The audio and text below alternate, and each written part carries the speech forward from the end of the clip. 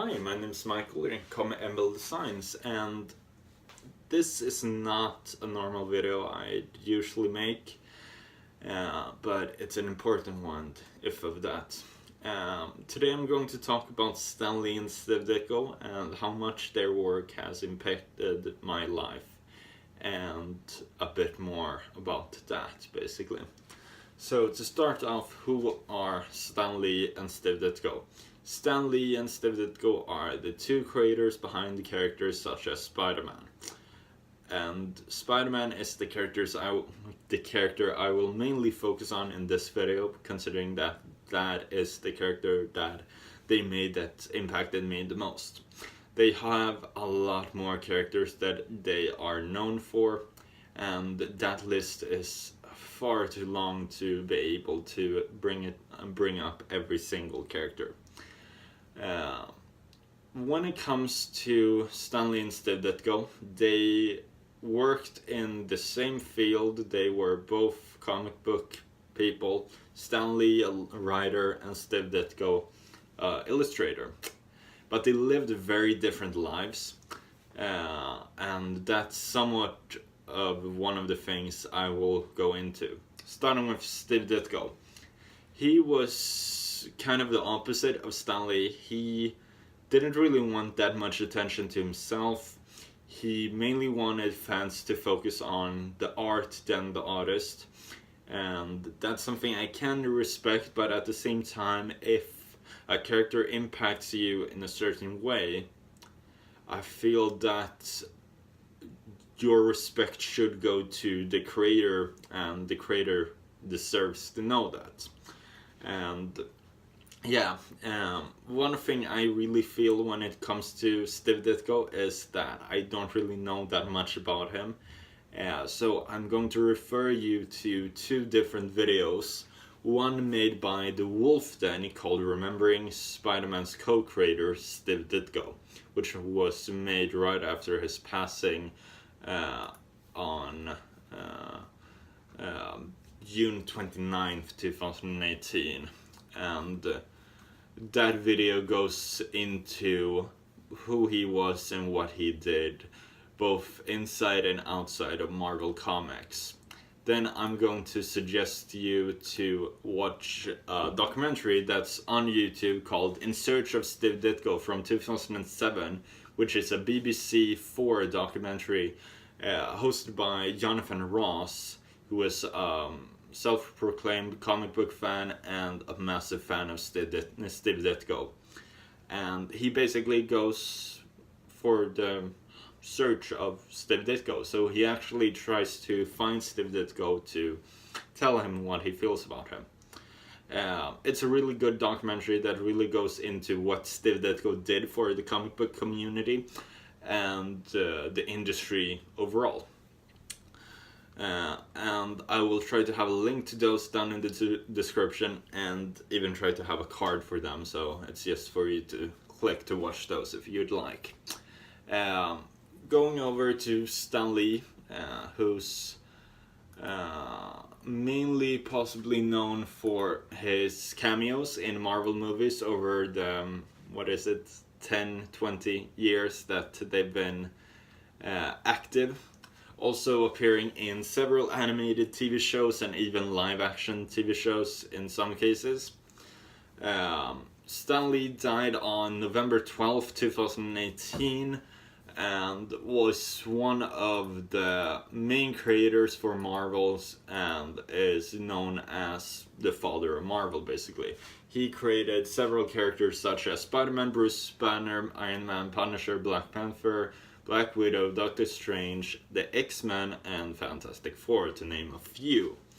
The list does not end there, and it is far too long to continue. As I said, both were in the comic book industries, but lived two completely different lives and two different lifestyles.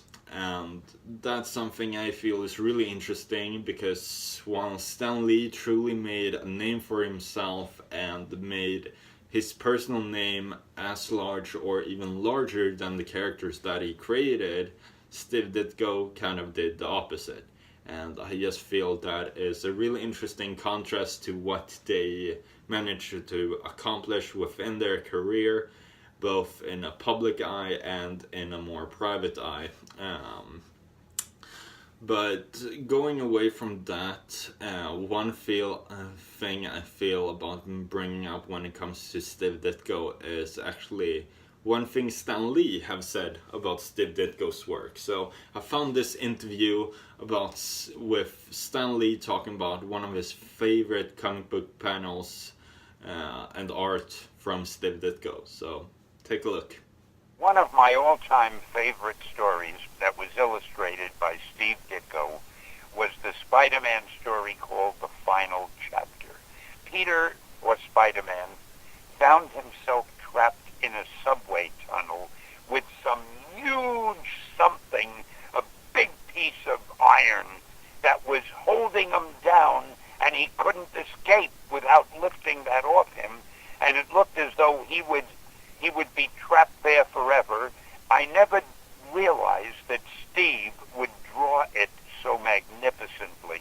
Instead of doing it in a couple of scenes, a couple of panels, like perhaps most artists would have done, Steve stretched that out for a number of pages where you keep seeing Spider-Man straining and forcing himself and trying to lift that huge iron object, but he just couldn't do it.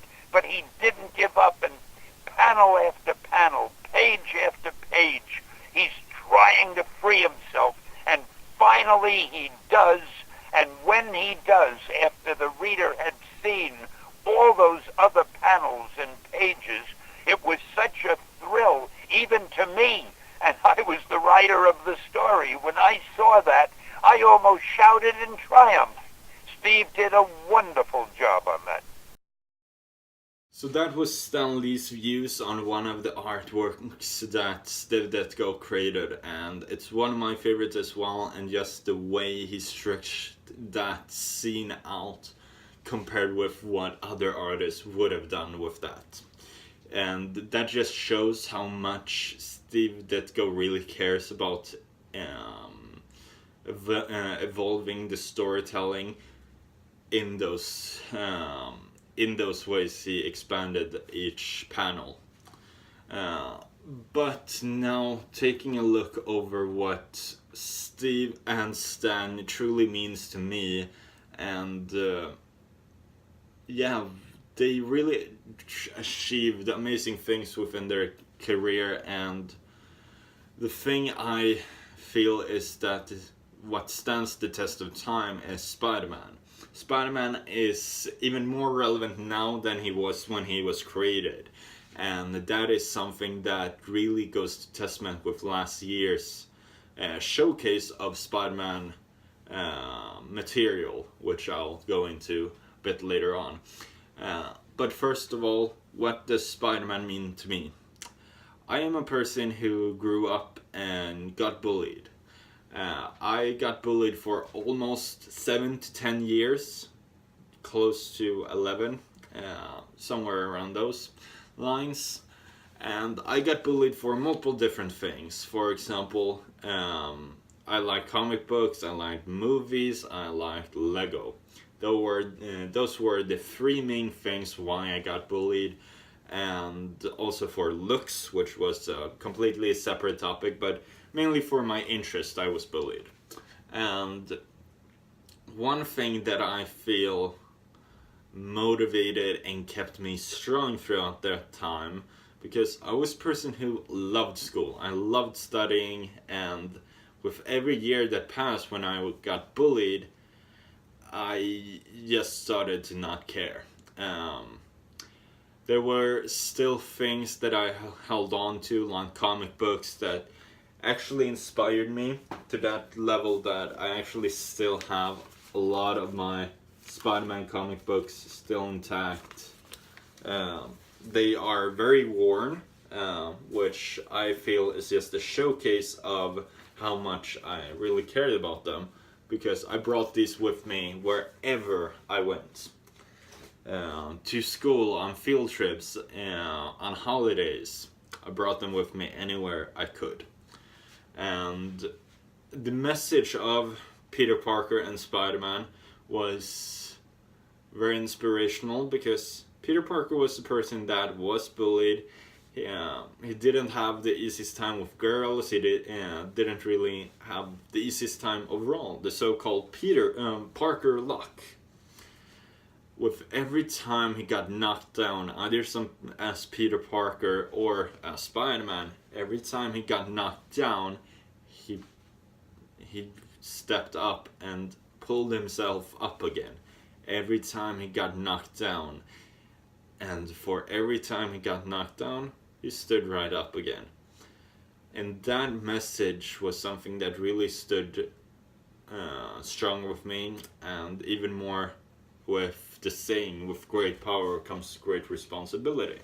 Because if you truly have the power to do something, whatever it is, if it's mainly in Spider-Man's case, if you have the power to do great things, you have the responsibility to do so. If you see something unjust, you have the responsibility to do something about it.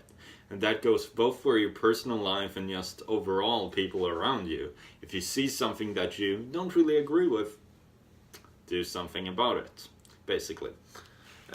One thing that all my bullying resulted in was that I started to not care. I started to not care about school, and have this in consideration that when you go to school, you spend 4 to 5 hours a day without any contact with your family, friends outside of school, and you're somewhat isolated in that one place where I had no one to go to.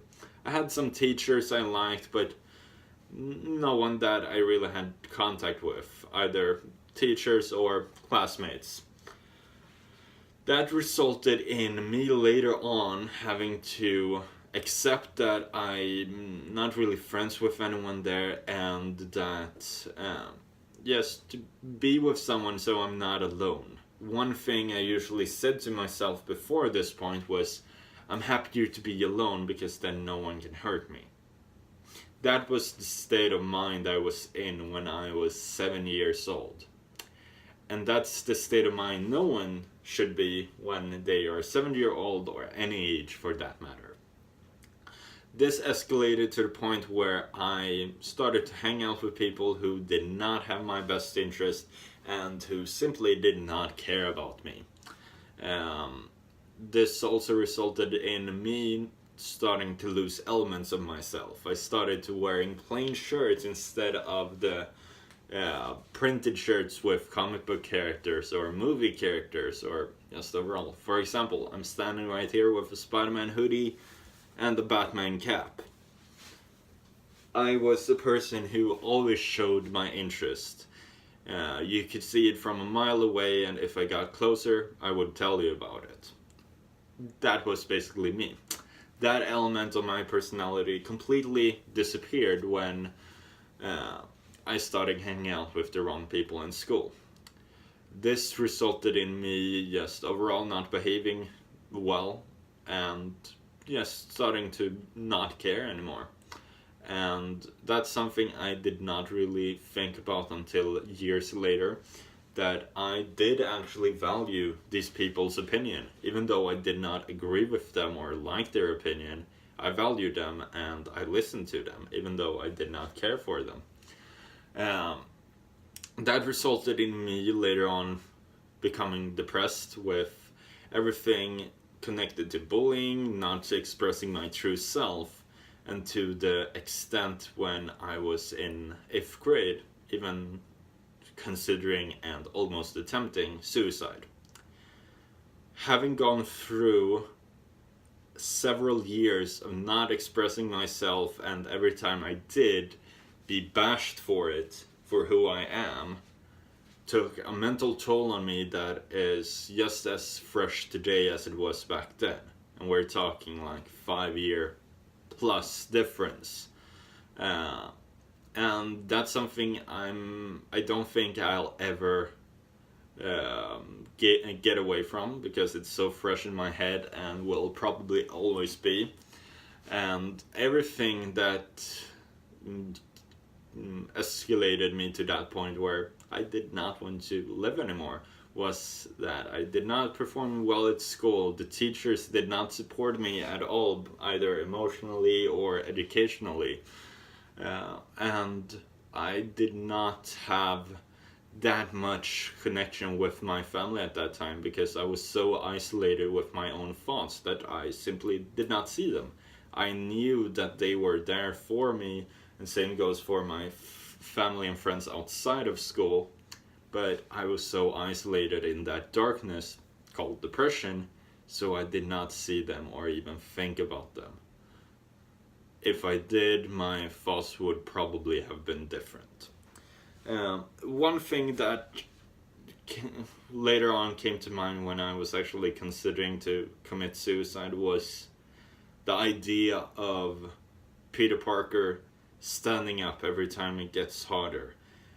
And the whole thing about with great power comes great responsibility. Because I had the power to stand through that all. Because I had done that before.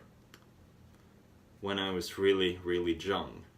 And when I was about to commit, I actually realized that I do have the power to actually push through. And if I have the power to do that, I have the responsibility to live up to it. And that was when everything changed for me. And as I said, that was 5 years ago. And my life have completely changed since then. I've, for example, been described as a very happy person, which I normally would not consider myself as, but I am. When I truly think about it, that's something that I am, and that's something I really haven't done, or I haven't really considered myself as that for many, many years, close to 9 or 10 years. I haven't considered myself as that. Except for that, I have been able to do things which I never thought I would have been able to do. And such things include work for my favorite company, having met amazing friends with the same interest, where we actually have the same interest and actually share that with different activities. And some of those are actually showcased on this YouTube channel, where me and my friends, mainly James, Patricia, even Stefan, has made videos about our interest, either multiple videos like I've done with James and Patricia, or like one video which was 6 hours long with Stefan. And that really showcases how my behavior have changed, and that I really value what Stanley and Steve Ditko created in Stanley, and mainly Stanley's words, because it was Stanley who wrote the character of Spiderman while Steve Ditko drew him. And the words "with great power comes great responsibility" has always been a part of my life, and will for always be now going on. I'll come back to that later on. That is just a bit about myself and the character of Spider-Man and how much he actually means to me. But looking at the character as a whole, there are a few things where I feel it's really important to bring up what the character actually is from a creator's standpoint. And I think Stanley is the person who can talk about that in the greatest way. And first of all, it's from a teaching perspective. With the fact that I'm studying to becoming a teacher, kindergarten teacher at university right now, I have been to several schools before that, and seeing kids walk around with either a Spider-Man comic book, which actually happens a lot more these days, I've seen, but also seeing kids with Spider-Man t-shirts, backpacks, pens and pen cases, socks even, shoes, so many Spider-Man things, and it really emphasizes that the character means a lot to people, not only kids, but also adults like me and others. But focusing on kids for a moment, there is one big element comic books have for kids, and I think Stanley, as I said, can explain it in the best way possible. So here's a clip of Stanley talking about kids learning through comics. Well, there are many applications and many uses for comics. One of the best and most general, comic books are tremendously useful to start children with good reading habits. Now, by that I mean mostly because of the advent of television, kids just don't read as much as they used to. They're more visually oriented. Many parents have a problem getting their youngsters to do enough reading and to do it voluntarily. A comic book is one of the most effective ways to make a young person realize that reading is fun, it's enjoyable. Once they read comics and like them, they begin to equate printed matter on the pages of a book with enjoyment, and shortly thereafter they go on to read other things. Nobody just reads comic books. If they start as a comic book reader, eventually they go to other things. And that was some words about the importance for comic books for young children. But then we'll also have this interview with him talking about the implications of comic books for both young children and adults, and how they went about making comic books overall. So take a look. Do you have a specific target audience? Oh, just anybody who can read, anybody who's literate. It used to be, again, that comics were just for little kids, or they were thought to be for little kids. But that's changed. Yeah, with Marvel, because we started directing Marvel at ourselves, really. The theory was we're going to write the kind of stories we would enjoy reading, you see. And I didn't know if it would work or not, but it worked better than anybody expected, because we grabbed a lot of readers who were much older, who liked the kind of things that we liked, but we didn't lose the young kids. So we ended up, we have kids 7 years old who read Marvel, who don't understand the subtle implications and ramifications and the psychology and philosophy and the subliminal moralizing, but they love the nutty characters and the long underwear and the colorful costumes. And the older readers enjoy all the little subplots and the little asides we put in and the little things that a young kid can't ever grasp, but they're there in the story. We've reached a happy medium. Yeah. So we find the best formula, if you call it that, is we don't try to write for any audience. We try to write stories we would enjoy. And apparently there are enough people in the world who have the same tastes. I hate to say that. I'd like to think my taste was far better, but apparently everybody must have pretty much the same taste, because the books sell pretty well. So yeah, that was just some of the aspects where I feel a lot of people not really knowledgeable about what comic books actually is, and I'm going to talk just a minor bit about this, because this is something that really frustrated me after Stanley's passing. The comedian Bill Maher posted a blog post about Stanley and the comic book community and the comic book movie community, and how he feels that it's childish to read comic books, and that it's because of it's because of fans who like comic books. The US have a president as Trump, and he just minimalizes the fact that people like comic books, and he drastically unappreciates Stanley's legacy, even though he later on commented that he wasn't bashing Stan Lee. You kind of are when you're bashing the whole thing he dedicated his life to and calling it childish. So you are kind of bashing him as well.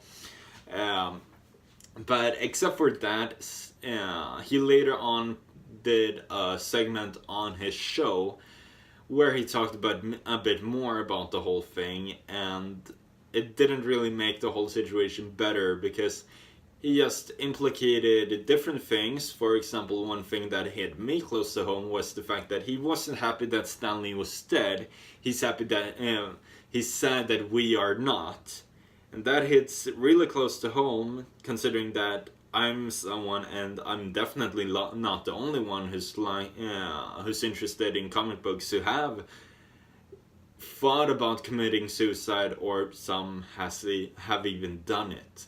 So to say that is really disrespectful both to Stanley's work and to comic book fans. He later on went on with the whole thing with comic book movies, like every movie is about a hero who doesn't have power, who then has power, and they are going after a glowy thing, and comparing to the arc reactor from the Iron Man movies, the Infinity Stones from multiple Marvel movies, and such things. And right there, I'm just going to say one word, which basically specifies everything you call that glowy thing. That's called a cliche. Yeah, every movie has those. Every genre has cliches. That's something that happens over time, because no one can actually come up with a 100% original idea. Romantic comedies have the whole thing with two people not liking each other to later on liking each other. Comedies overall have people who don't agree with each other later on becoming friends.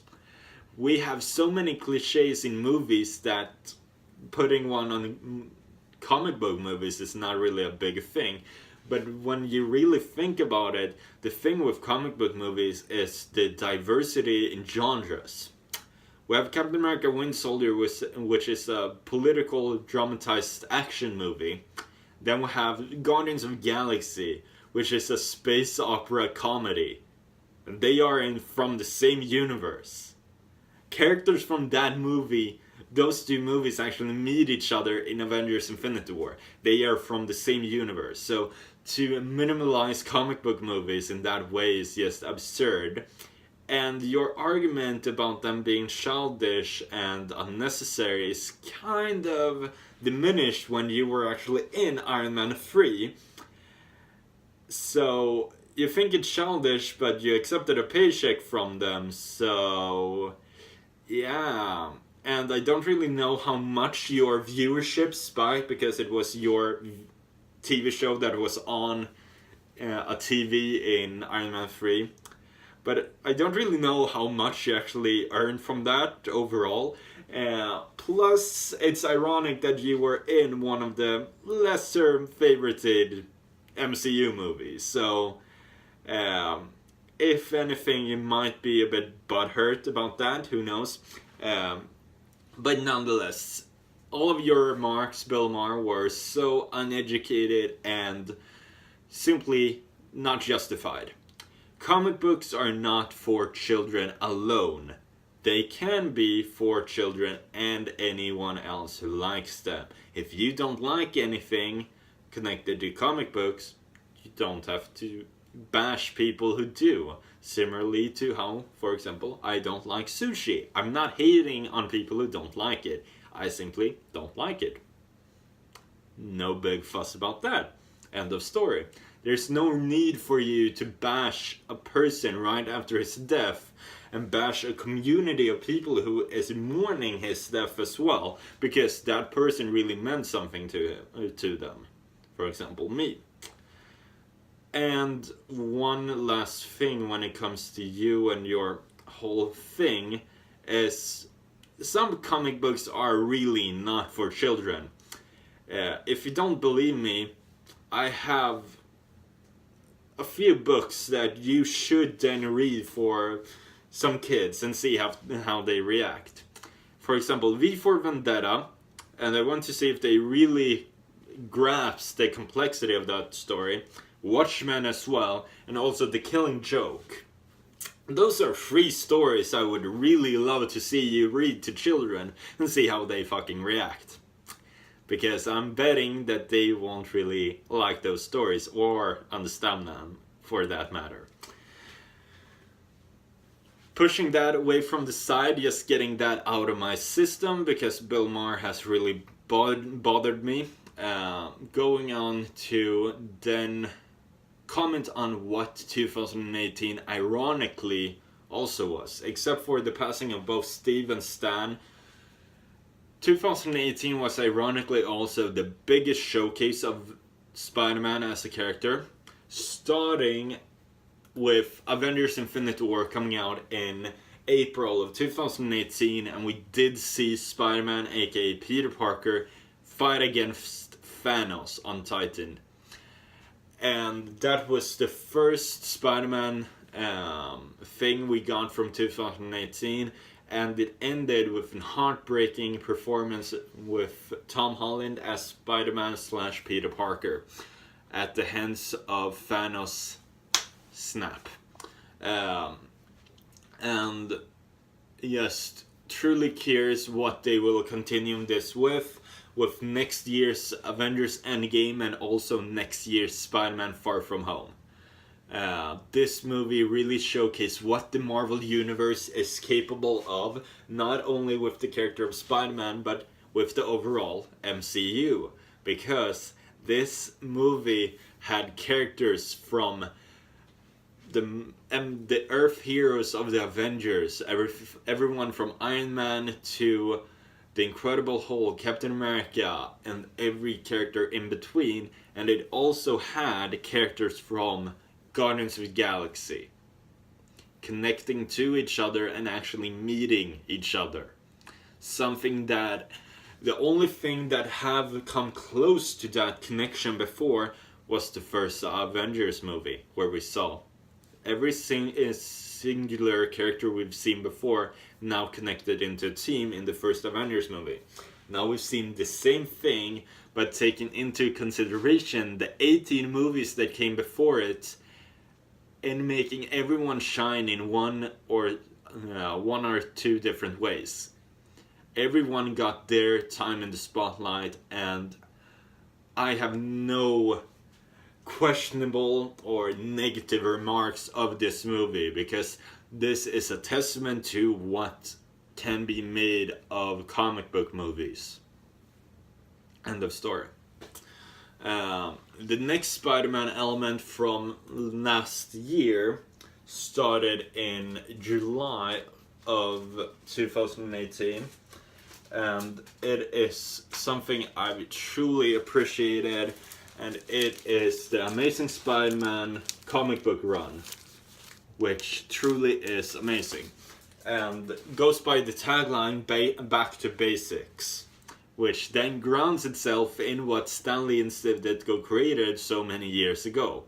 This comic is grounded in what they did and what the character is, especially after the character haven't been treated in a proper way with previous comic book runs. They have now finally found a common ground for the character and the characters connected to him, and have done an amazing performance so far.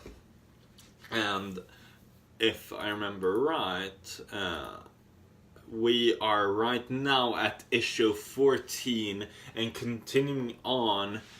I'm just so excited to see what this story actually brings to the table and what they are able to do with it. With the comic book being written by Nick Spencer and art by Ryan Otley. I'm so interested to see what they do with the future of this comic book series. After that, we do have one minor video game that has fast become my favorite video game of all time, and it's Spider-Man, Marvel Spider-Man on PS4. This video game has made so many amazing, or so many people have commented how amazing the story in this is, and how this is probably one of the best stories for Spider-Man ever. And I'm somewhat on the fence about that, but that does not diminish how great this story is. Everything from how the villains interact with Peter Parker, and how this universe that we are now getting introduced to is developed, because this is an experienced Spider-Man. We do not get the origin story with Ben Parker. We just jump into his 8-year-long career as Spider-Man, and we get hints to what he has done before. The thing is far beyond anything I would have imagined from this video game. And the replay value of the story is even more greater, especially with the amazing source of different suits, where you can be as the MCU Spider-Man, all outfits from the homemade to the Stark suit to the Infinity War suit or Iron Spider to the comic book based suits to the original suits that Insomniac made for the game, where the White Spider logo has now become so more iconic than anyone would have really thought, because a lot of people were unsure about that design. And it's a testament to the gallery of Spider-Man suits, and has become one of the more iconic suits of the recent years. Before I go over to next tribute to the whole Spider-Man showcase of 2018, I have one thing from a personal level which is connected to the Spider-Man video game by Insomniac, and it's the fact that we actually broke a world record. So in September of 2018, after the release of the Spider-Man video game, and by that point I had actually finished the game. So in September of 2018, Comic-Con Stockholm was attended, and PS4 was there promoting their game, Spider-Man. With that promotion, they also had Guinness World Record come and try to break the most amount of people dressed as Spider-Man in one room. The previous record was in 2015, and they had 438, and we were a whopping 547 people dressed as Spider-Man in one room.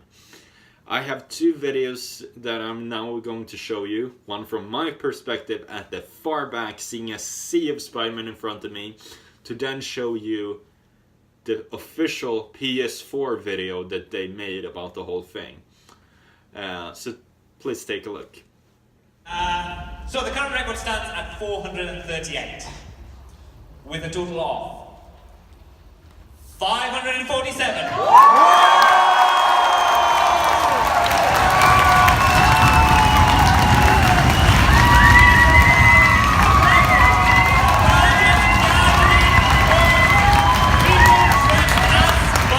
Congratulations.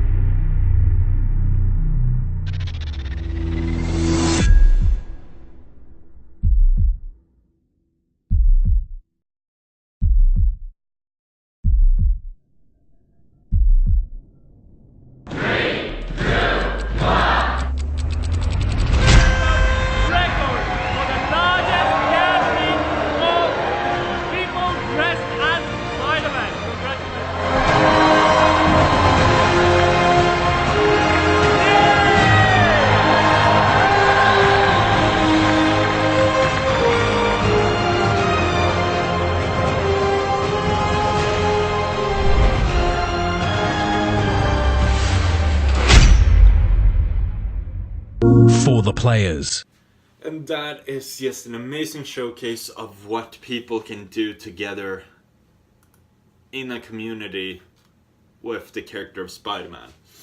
That suit that we all got to wear is also something that we got to bring with us home. That's something we got afterwards, and it's such an awesome memory to have. And also, I cannot look past the more fitting resemblance between me and Peter Parker. Considering that I related to him when I was younger, I still relate to him today, and I now even have a Spider-Man suit in my closet just like he does. So I'm liking that comparison more and more. Next thing we have came in December of 2018, and it was a movie called Spider-Man Into the Spider-Verse. And this movie has blown people away, me included, and it has far become my favorite Spider-Man movie and probably my favorite comic book movie of all time. Just because this stayed true to what comic books are, both in the animation style and of the message that Stanley and Steve Ditko did with the first Spider-Man comic. Even though this mainly focused on Miles Morales Spider-Man, made by Brian Michael Bendis, this still connects a lot to the Peter Parker character that we do know, considering that he actually meets two different versions of Peter Parker in this city of New York after the passing of one of the Peter Parkers. To the sense of community with the different spider people is far beyond anything I would have imagined, and is exactly what the character of Spider-Man is. He looks out for the greater good with the community in mind. He's not a selfish character. He does not focus on himself alone. He focuses on everyone before himself. He puts everyone's desire and greater good before his own. And that's the testament of what the character of Peter Parker and Spider-Man overall, because that's the responsibility you have when you have the powers of Spider-Man. And the saying, with great power comes great responsibility, couldn't be any bigger than this movie elevates it to. This movie is just another showcase of the diversity that Spider-Man also has become over the years. Growing up, seeing Peter Parker, that's the one I relate to, but with the years since Peter Parker was created, we've gotten multiple different versions of Spider-Men and women and Spider-People and beings even. To the point where we have Miles Morales, Gwen Stacy, Penny Parker, and SP/DR.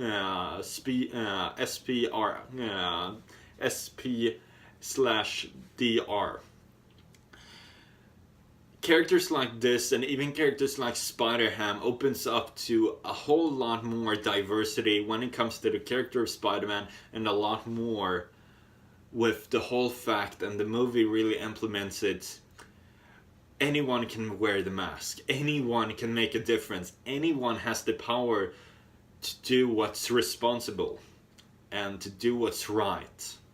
And this movie really puts an element to that and what is possible, and what I hope everyone will try to strive for in the future. And truly is a love letter to everything Spider-Man that has ever been or will ever be. Yeah. That was just a summation of everything Spider-Man related. And some things that don't even have Spider-Man in them, like Venom, crushing it at the box office. Even though people have mixed feelings about the movie, I'm someone who really enjoyed the movie. And even characters that are not, or does not feature Spider-Man, but are connected to the Spider-Man universe, have really flourished and made a testament to what comic book movies are capable of. Looking past that to another Stanley creation, Black Panther, which is now nominated for Best Picture at the Oscars. The first comic book movie to ever be nominated for Best Picture. Even though people have mixed feelings about just that movie, being nominated compared with other movies, the testament still stands that the Academy finally represents comic book movies as well, showing that they are great, even though people have mixed feelings about just this movie in general, being considering for Best Picture. Except all of that, it's still considered, and that's the biggest milestone. It's not depending on which movie it is, it's just the fact that finally a comic book movie is nominated for that. That is basically everything I technically have to say about this topic.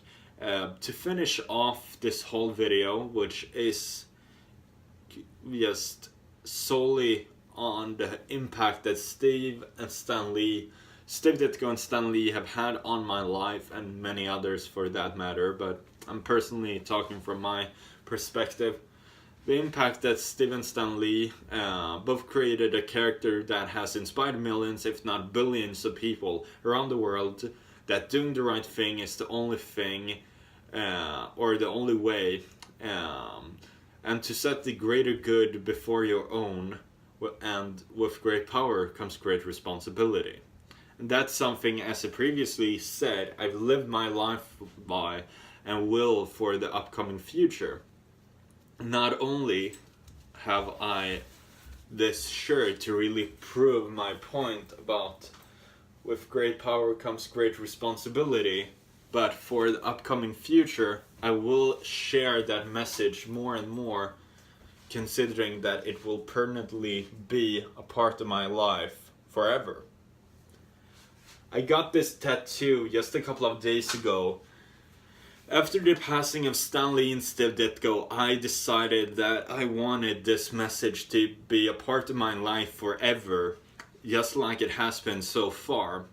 And to the extent that it inspired me to do this video, and to also, funny enough, when I made this tattoo, I looked up with my brother about a tattoo parlor where he got one of his tattoos. I looked him up, and I'm not the one who usually thinks in destiny and stuff like that, but I was considering, yeah, I should get this tattoo now and stuff like that, but I was kind of on the fence.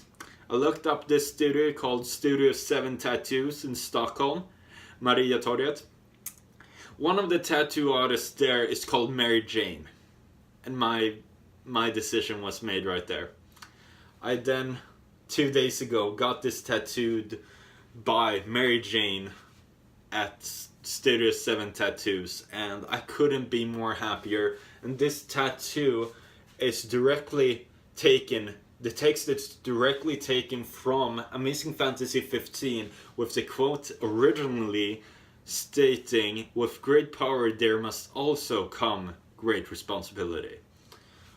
So bring it back to the roots that Stanley wrote in Amazing Fantasy 15, the first appearance of Spiderman. I don't really know another way of ending this video, except with this interview with Stanley. So for anyone who watched this video, if you grew up with comic books, if you didn't, if you just enjoyed the movies, anything, if you appreciate the work that so many creators have done over the years, but especially Stanley and Steve Ditko have done over their whole life, please share this video, please like this video, please comment down below what you feel about their contribution to the comic book industry and our civilization overall and society, because they have impacted our lives in so many ways that people don't even know about. And remember one thing, and that's something that Stanley really made it clear over the years, and it's the fact that everyone should be included, we should think about community, and that with great power comes great responsibility. Enough said, true believers. Excelsior. What would you like people to be left with from your career? He wrote some good stories. I don't think about that much. You know, when I'm gone, I really don't care. It doesn't do you any good when you're gone.